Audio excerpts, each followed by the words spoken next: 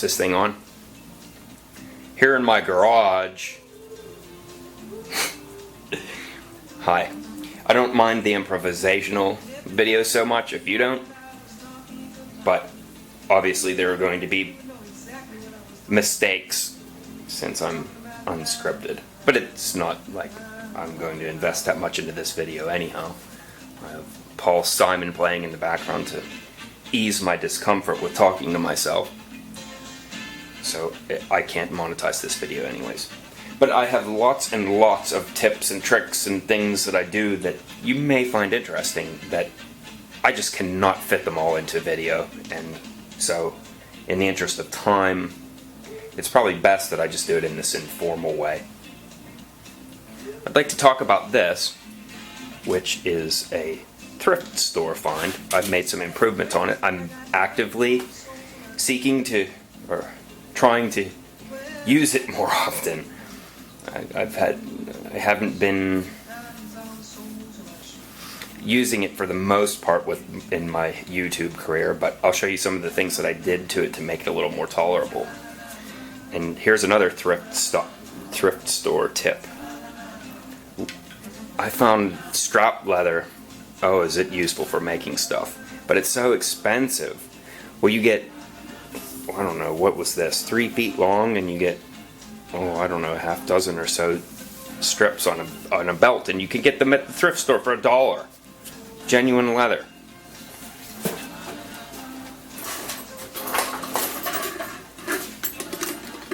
Look at this. Very useful for crafting. Anyhow, let's take a look at this. I've invested more effort and time into this than is probably rational. I used this cracked, so I had to use some Mighty Putty or some such thing to repair it, and then I re-tapped it with a larger knob. This is kind of interesting. I'll have to adjust the focus. There, how's that? This is just a piece of PVC, and it's really snug. And it's kind of like an emergency brake.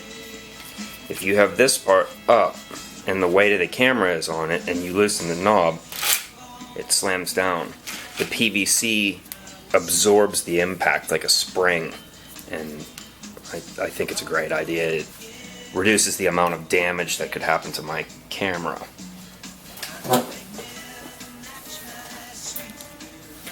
Here's another one of the improvements. So what I did was used a hacksaw to make a scratch in the aluminum, and then for each of the little dots I just used a drill bit and I spaced them out at 1 inch and then color coded them with the paint. I think that should probably show up on the video if you look closely. And this allows me to quickly adjust so that all my legs are at the same height. Well, here's something that I'd like to show you. What are we looking at? This is a nail that hit my cheek not too long ago, just below my eye while I was using the table saw. I swore it was a clean piece of wood. That's kind of scary.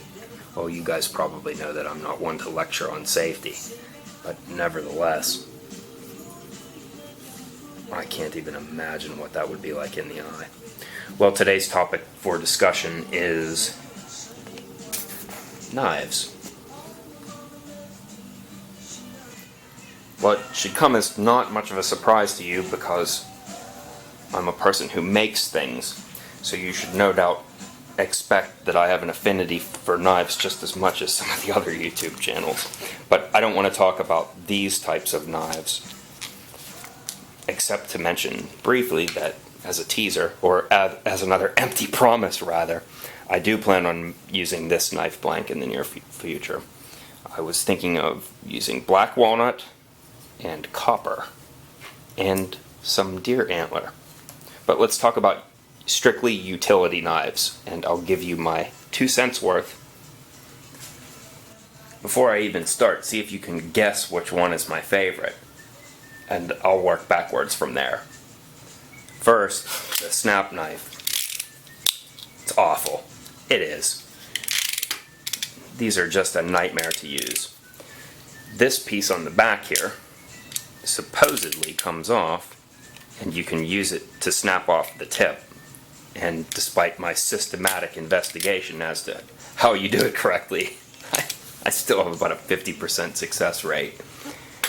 This one's stained because it has a specific purpose. I use this for dehusking black walnuts.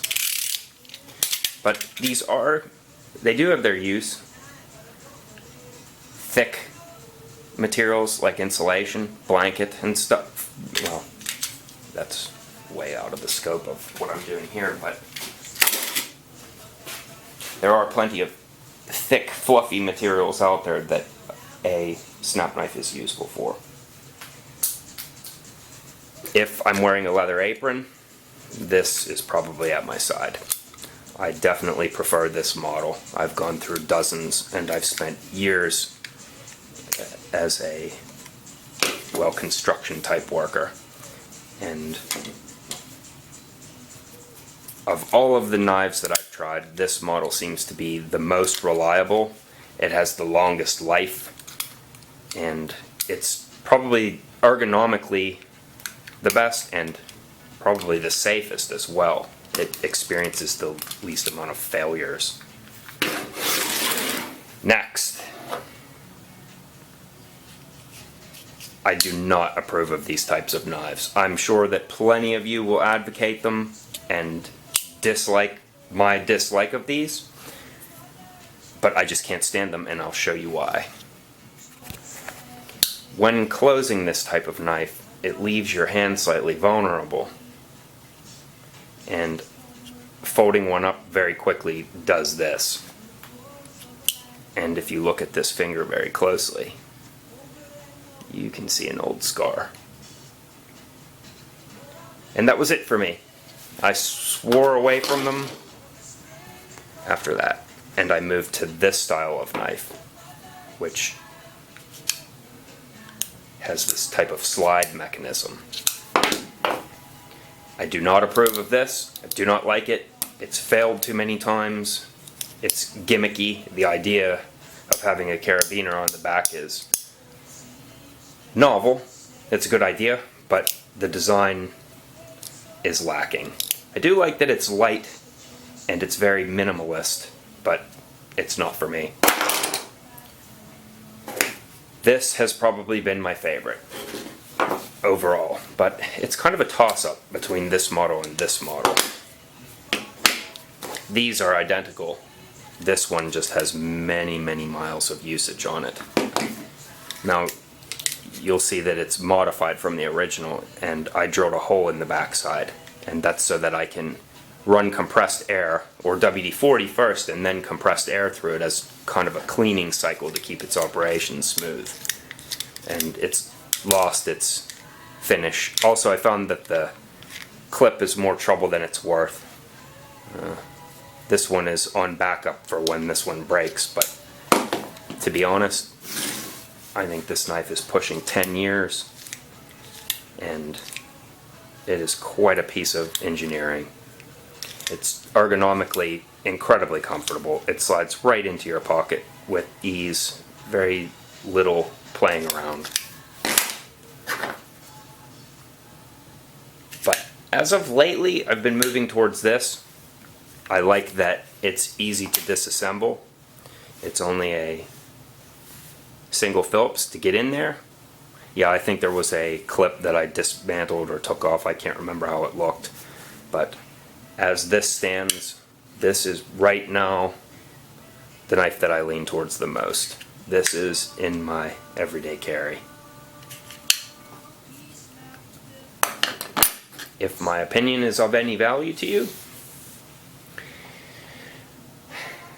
then take it as this is my recommendation. These can be easily had on eBay or in the store in the bargain bin. and it is a very useful tool that's lightweight and very effective. I suppose some of you might be interested to find out how the stowaway stool turned out.